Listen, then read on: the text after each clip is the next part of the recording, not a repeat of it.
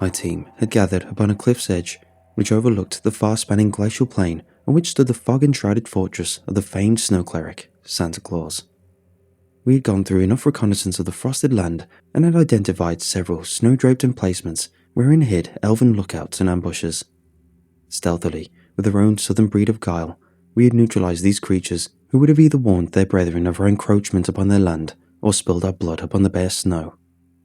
The many snow-capped towers of the fortress rose to the sky, and no part of any structure was adorned by a semi-translucent coating of frost. As if armoured by the settled ice, every brick of the fortress glimmered in the little light that the sun dared to cast down onto it. Along the ramparts which encircled the inner castle strode elven watchmen, equipped with their unfamiliar yet assuredly deadly weaponry. Riflemen in ice-wrought armour stood atop turrets, nearly indistinguishable from the fortifications they warded. Their eyes, which could see through the densest accumulation of the ever-present mist, scanned the areas around the castle for intruders. Knowing beforehand of the far-seeing sentries, we had come dressed in our appropriate camouflage, which not only allowed us to blend in with our environment, but conceal our vital functions from detection as well. Specially made contacts allowed us to see each other clearly, as if we hadn't been wearing the cloaking material. There were 3 of us, myself, my brother, and a person who I'll only refer to as B. My brother had brought me the job, suggested to him by B for reasons that will be revealed later. As anyone might have done, I laughed in his face. The mere suggestion of Santa Claus being real, a ridiculous absurdity. But he was patient, and when my laughter had died down, he showed me photographs of the jolly bugger himself and schematics of the fortress, which he said had endured against time and the thieving curiosities of men, impregnable through countless cycles. The evidence for Santa's existence was excessive and undeniable. I stared, first with wonder, at the images of his reindeer-carried sleigh and his troops of certifiably inhuman and dwarvish elves marching along his border, and other images of the nigh supernatural. And then a chill came over my heart, just as it had come over and settled in the hearts of anyone who dared venture that land. Because, in one of the images, Santa was not presented as the overly joyful gift-bearer of legend, but as a sinister, blue-eyed sorcerer casting dark magic over a camp of foolish trespassers. But to assuage my naturally arisen fear, my brother informed me of the loot kept within the vaults of that northernmost hold. Loot not just of elf-forged items and invaluable gems, but of raw materials and resources alone worth more than the riches kept in any bank across the world. He said that if we could plunder even a fraction of the total keep, we could live fabulously for centuries, financially unrivaled, sovereignly incontestable. While he had no pictures of the fabled loot, for none had ever made it inside to capture them, he had compiled stories, reports, and reputable conjectures as to the general store within those virgin vaults, all mutually attesting to the immeasurable worth of the contents therein. B, his extremely secretive source, even for our dubious line of profession, had provided us with the necessary equipment and transportation. Really, she had funded the entire venture, and hadn't even so much as balked at any of the more expensive and admittedly unnecessary requests we made for the job. Everything requested had been procured without hesitation. This, more than the knowledge of our skill, had assured us that we would be successful in our heist of Santa's fortress. We were, of course, disastrously wrong, and no amount of planning or high-tech equipment would have allowed us to escape the fortress with even a single coin of that nightmarish castellan's treasury. The team, hidden by our camouflage, approached the walls. Blind to our advances, the elven watchman only saw the flurries of mist upon the flat, icy expanse as we crept across the main bridge. The battlements loomed over, ordinarily indomitable. Flames flickered in their small walls. Santa, it seemed, relied on torches rather than modern electricity, at least for the outer fortifications. B observed the watchmen as they appeared at intervals through the crenellated tops of the wall, while my brother and I stood silently in front of the portcullis before the main door. Above, the barbican appeared unmanned, the soldiers upon the wall apparently deemed sufficient enough. We'd brought breaching equipment and waited for B's signal to proceed. When she was satisfied we hadn't been detected, she signaled for us to begin. My brother affixed the thermal charges to the gate, and we huddled to the stony sides while the devices did their work. Quickly, noiselessly, they ate away the metal until a small hole was made in the frost-blasted gate. We crawled on our bellies through this and performed the same action against a heavy wooden door. Santa, according to B's intel, had gone away for the day on some errand, leaving Mrs. Claus, the warden of his keep, and she, busy with her own business, had allegedly confined herself to the donjon within the topmost tower. In his absence, he had naturally increased security within the walls, with Christmas not far away. The Bailey, a massive courtyard in which several smaller buildings were housed, was a swarm with ice-armored elves who patrolled through the space whilst bearing their strange weaponry. In and out they went, entering through the various thresholds and supplemental gates of the wall. The main door, however, was never entered, the strict rule being that it would remain closed whenever Santa was not at the castle. Due to the silence with which we had breached the door, the two guards stationed directly beyond it hadn't noticed our entry, and we quickly dealt with them before they could raise the alarm. While these elven warriors are formidable in battle, they're still diminutive compared to humans, and we managed to neutralize them more through our sheer size advantage than combative prowess. Once the bodies, just rendered unconscious, were buried in the snow, we armed ourselves with their peculiar weapons. We left them with their armor, even though by the looks of it, it was far superior to our own. We hadn't planned on outright killing anyone, and knew that even these cold-blooded, winter-tempered creatures could eventually succumb to the fatal effects of the harrowing cold if left unprotected. My brother and I took the strange, blue steel carbines, which had some sort of self-replenishing or never-exhaustive crystals as its ammunition, while B took a short crystal saber, the hilt of which showing curling runes of some ancient European language. Once our adaptive camouflage had extended itself over the weapons, we set out towards the main keep, wherein lied the treasure we sought. The main keep sat atop a small elevation of the land, with two massive towers at its sides. On each tower, aimed beyond the outer wall, were massive hwacha, although from what I could see from below, the artillery which these deadly machines fired was a crystallized composition rather than the woodwork's standard arrows. Several rows of ice-wrought javelins reposed in their banks, their tips lethally sharp, their bodies the size of small trees. Within the javelins pulsed a dark blue liquid, which I suspected transformed the poles into proper explosive artillery upon impact of the target. Operators of the hwacha, two each, stood behind their machines and seemed to endure the open air and blasting winds with superhuman resilience as they awaited a call to action. B regarded these interior fortifications with little interest. These guards appeared no different from those on the outer wall, and those had already proven themselves incapable of detecting our camouflaged presences. We continued on until we had reached the main door of the inner keep. We couldn't use our charges here. This door saw frequent use, and any kind of damage would be reported immediately, and the alarm would be raised. Instead, we went around the structure, passing by the leftward tower behind which sat the stables. We paused and clung to the keep's wall as we sighted several reindeer stabled within. The stable master, a stocky elf encumbered by armor, but nonetheless insulated against the cold by his bulk, tended to the massive, crimson-eyed beasts. B cast a look towards us that said she wasn't sure if we could avoid being scented by those creatures, who, judging by their great size and body-length antlers, were clearly of a more refined breed compared to their slightly southern counterparts. It was impossible to tell if their almost nightmarish giganticism was owed to some pituitary abnormality or some dark breed of northern magic. My brother raised the carbine he'd been cradling, but B quickly shook her head. We had known that the elves would be armed prior to beginning the mission, but we hadn't any intel as to the weapons themselves. We couldn't risk being detected by the sounds of our gunfire, even though the wind echoed loudly throughout the castle's interior. Also, we had only minimal data regarding elven anatomy, and none of us truly trusted ourselves enough to land what could be described as a non-mortal shot. A thief can be forgotten, if not forgiven. Murderers, regardless of the land in question, are almost always hunted, even across the world. B crouched low, something my brother told me she did when she was in deep thought. A few moments passed, the cold seemed to deepen, and the patrolling elves continued their rounds, oblivious to our intrusion. Finally, B rose to her feet, snatching my carbine from my hands, and aimed through its sights.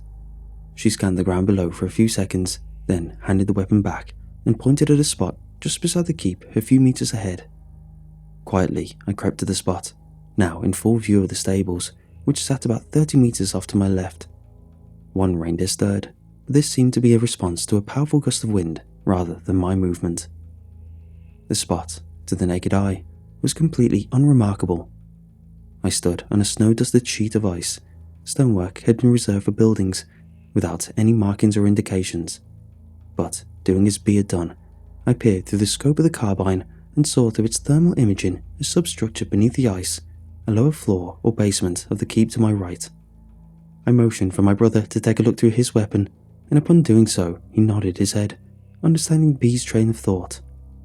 We retrieved 2 thermal charges from our pack and waited for the next surge of wind, which had always carried along a visually obscuring flurry of snow. Thankfully, the charges were scentless in addition to their silence. We burned a hole through the ice, just small enough for us to slip inside one by one. The gigantic reindeer neither scented nor sensed our breach of the icy floor, and we quickly entered. Once B had landed, she again took my weapon from my hands. Despite having not wielded one for more than a few moments, she had apparently arrived at a comfortable understanding of its construction. She removed the crystal core from its chamber, grimacing as the rigidity of the stone was felt through her gloves. She held the crystal up to the hole we made, squeezed it, and miraculously sealed the aperture.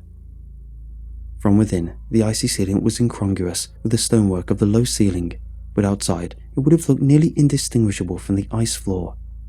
The room into which we had descended was fairly ordinary and housed various crates and barrels, obviously provisions for the castle.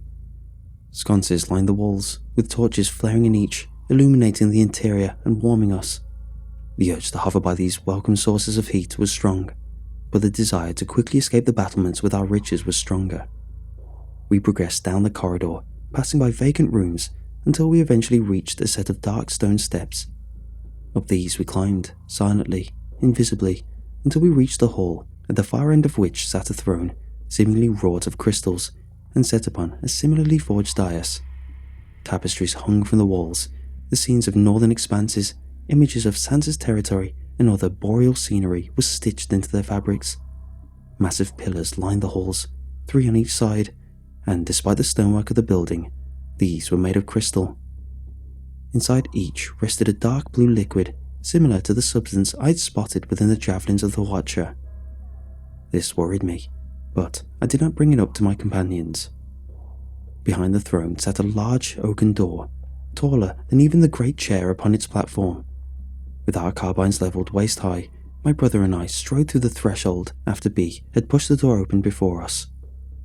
Our barrels swept through the interior, but our sights found nobody on which to rest. Immediately ahead was a great hearth, an inviting fire blazing therein, and tall bookcases sat against the left and right walls. A table, sized to accommodate an ordinary person rather than an elf, stood to the side, with one chair pulled out before it. Atop the table's surface sat several thick volumes, each with spines titled by some language I only dimly recognized as being some flavour of Germanic.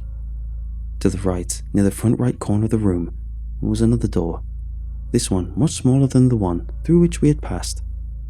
Wasting no time for further examination of the fire-warm study, we approached this door and silently breached it as we had done the last. We had now entered into a torchlit corridor, and at the end of this sat yet another door.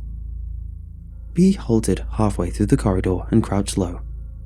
Although this was not the contemplative rest she exhibited before, my brother and I mimicked her posture, and we listened intently for signs of activity. We heard nothing from either wall, but from ahead, softly, came the sounds of machinery of some sort. Rising up only slightly from a crouched position, B crept forward, and my brother and I followed suit. We reached the door, and rather than open it, as we had done to the previous 2, we raised our weapons closely to the wood. The thermal imaging of the scopes penetrated the door and showed us a massive room, filled with towering mounds over which crawled large, spider-like figures. I handed my weapon to B, and she scanned the room, then handed my weapon back to me. She nodded at our guns, indicating that we were free to fire upon the animate things within. She then gripped the brass handle, loosed the saber in her belt, and pushed open the door.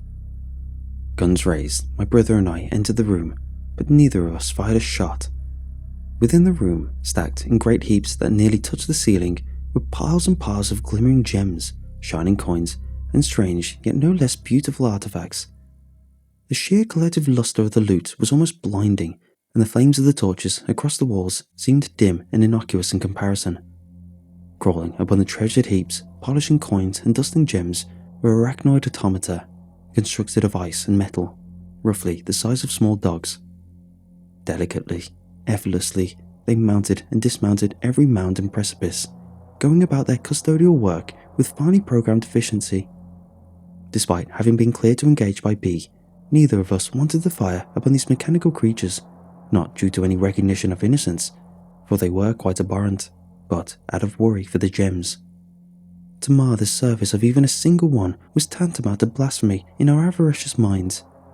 The batteries that powered our camouflage suits had a projected lifespan of 6 hours before needing to be recharged, and we'd been on the castle grounds for only an hour. I intimated this to B, gesturing at the suits and our weapons, and she nodded. We could gather our loot and make a camouflage escape without needlessly engaging hostiles. The mechanical custodials paid no attention to us as we approached, assuring us of our invisible shielding. We set our bags before the central mound and began piling gems, trophies, and coins indiscriminately into the bag. As each object passed from its nestling in that mountain to our bags, it was incorporated into the cloaking and seemed to blink out of existence. Our fingers snatched dexterously, our hearts beat with barely contained elation, our eyes flickered with fire-heated and frost-ensouled stones. When our bags had been filled to the point of bulging, we hoisted them over our shoulders and turned to leave. We had prided ourselves on our undetected intrusion upon Santa's castle, and with the plundered treasure weighing each of us down, our pride flourished. Even B, who was at all other times solid, had a wide grin upon her face as she strode towards the door, leaving those brainless, ever dutiful arachnids behind. We backtraced through the corridor, crossed the study, past the tapestry draped wall of the throne room, and re-entered that storage area into which we had descended only an hour before. Not wanting to risk unforeseen structural collapse, we made yet another hole in the same spot as the last one, and climbed up through the ceiling. It took a bit longer, as we now had to push our heavy bags up to the surface, but we escaped the interior without drawing attention to ourselves. Before B could disarm me, I dislodged the crystal from my weapon and applied the ice sealant to the floor, closing the hole we'd made. She smiled and nodded, and I returned the expression. My brother rolled his eyes and gestured for us to come on. We then made our way back around the keep, planning to return through the main gate just as we'd entered it. But we suddenly stopped short in the open courtyard before it, as we saw a patrol of elves suddenly divert from their path and march towards the gate. There, emerging from their snowy burial, were the 2 elves we had subdued and disarmed. They shook themselves off and were immediately interrogated by the patrol's leader. Only a moment later, the leader called out in his unintelligible elven tongue, and an alarm was raised, issuing from seemingly everywhere at once, blared, and the battlements came alive. Before even B could come up with a plan of action, a burst of some blue-tinged energy shot through the castle grounds. It hit us, and I expected the wave to singe my flesh or at least rattle my bones, but the impact against my body was physically imperceptible. The impact, however, was not without effect. Immediately, blue sparks flared across my body, and the cloaking effect of our gear was disengaged. We were left standing completely exposed, surrounded by a veritable army of elves. B, prior to the mission, had informed us that these elves defenders took no prisoners, Santa's grim orders in regards to the treatment of trespassers.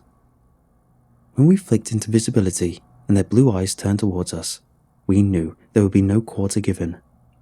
B withdrew a saber, and without any announcement or diplomatic preamble, she charged towards the nearby group of elves.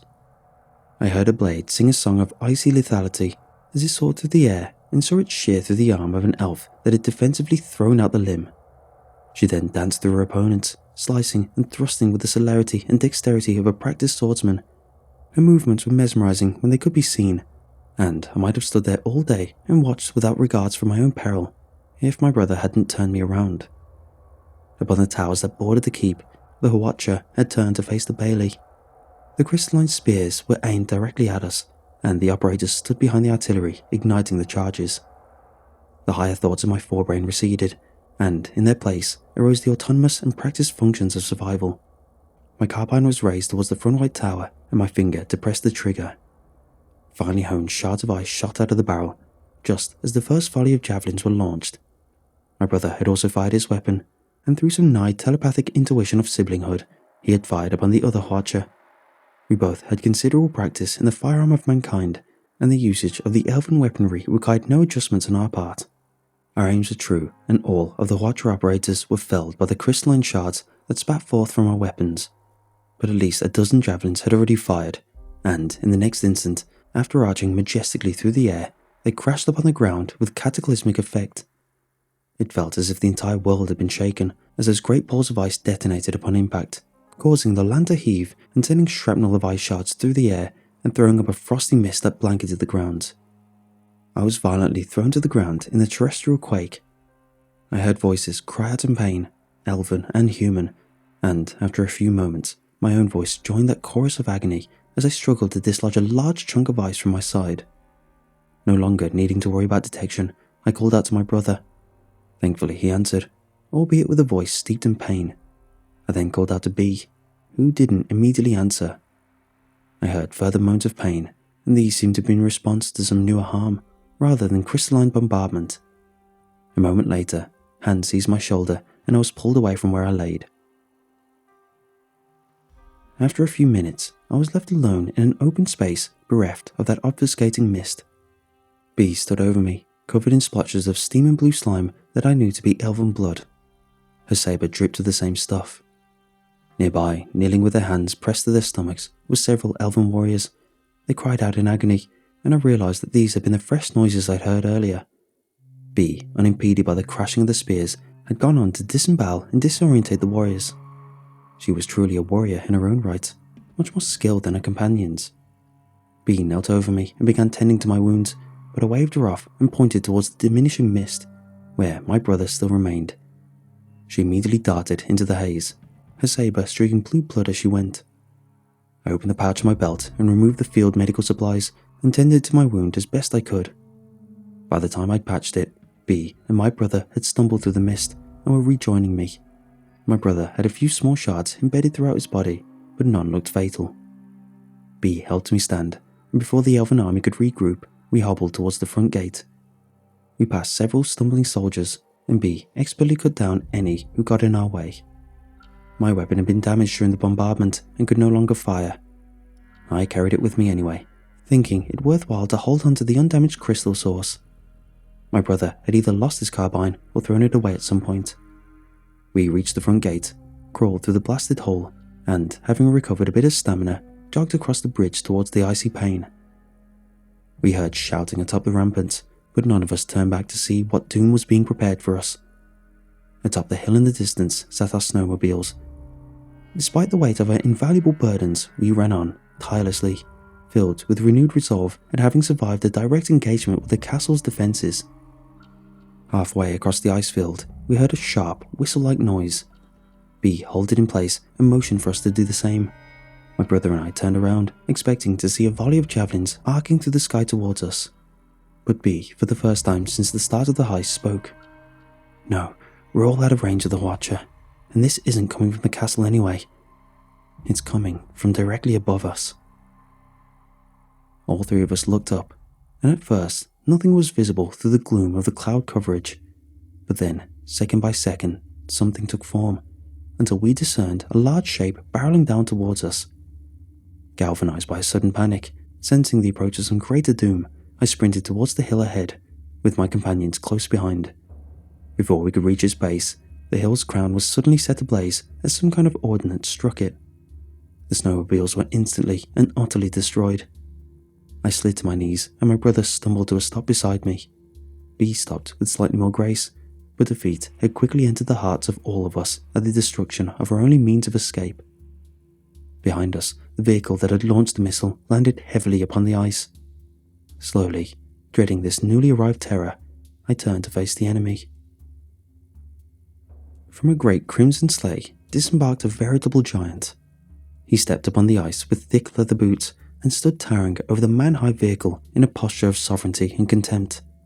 A black-mitted hand patted the heads of a few monstrous reindeer who snorted out plumes of vaporous ice from their barrel-like nostrils.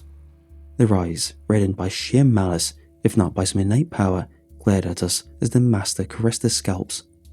The giant wore a red coat, with fluffs of white around the collar and the cuffs, and trousers similarly coloured and fluffed. A great white beard draped from the chin to the breast, but the uncovered head was bald. Fierce blue eyes, almost black, stared hatefully towards us, and the pale skin that bordered them seemed to glow with some tightened vitality. The white-rimmed mouth scowled, the reddened cheeks puffed, the bulbous nose irritably twitched. "You dare trespass among Castle Warden, home of Clan Claus?" The voice boomed across the expanse, and the clouds above seemed to briefly recoil in response to the thunderously bellowed accusation. Utterly stunned by the arrival and fearsome appearance of Santa, none of us answered. The legendary gift-bearer's mitts curled into massive, block-like fists, and an icy aura of blue began to swirl around his gargantuan figure. B, for the first time that day, looked truly afraid, and my brother, clinging to my arm, started to audibly whimper. A terror unthought of filled my heart, and I could do nothing but stare at the enraged castellan as he mustered his power in preparation for some horrible attack. The reindeer neighed, callously, mocking, as if knowing what dark fate awaited us at the hands of their sorceress master. I closed my eyes then, not wanting to look upon the means of my destruction. A sudden impact against my chest sent me sprawling onto my back, and I initially thought that I'd been painlessly struck by some hyper-lethal projectile. But upon opening my eyes, I saw Bee standing above me, her back to the fuming giant. My brother laid on his back beside me, having also been pushed. Before either of us could question her, she said in a grave, unquestionable tone, "Go."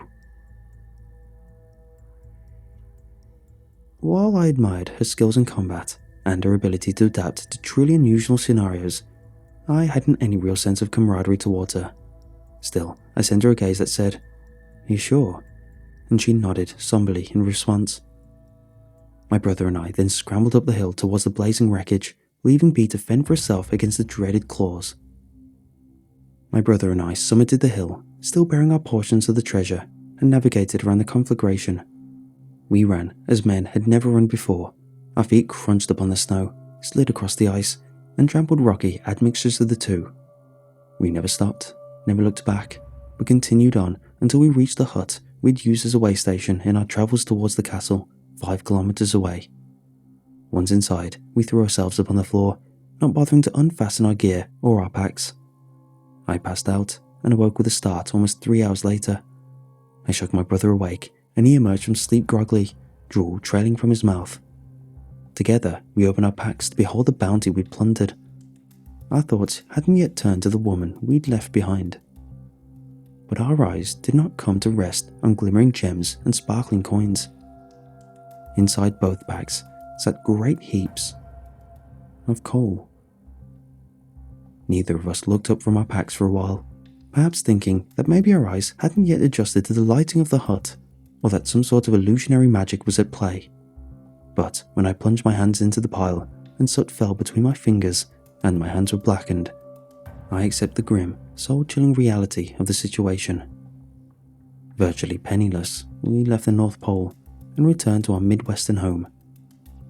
We had waited 6 hours for the arrival of Bee before departing from the hut. We didn't dare wait any longer, lest Santa or his outriders come for us. Going back hadn't been something even considered. What became of Bee is presently unknowable. And yet, it wasn't until after our flight had landed back in the States that I remember the absence of an item. The small, crystalline engine of the elven weaponry, which I had salvaged from my broken carbine, was missing from my belongings. I traced it back through my memory and didn't recall having it at the hut either. A kernel of hope emerged in my mind as I considered the possibility of Bee snatching that small yet assuredly volatile trinket from my possession before sending us away. I'd sensed great power within the confines of its small structure, and am now confident that if its raw power could be harnessed by a human in battle, Bee would have been able to do it.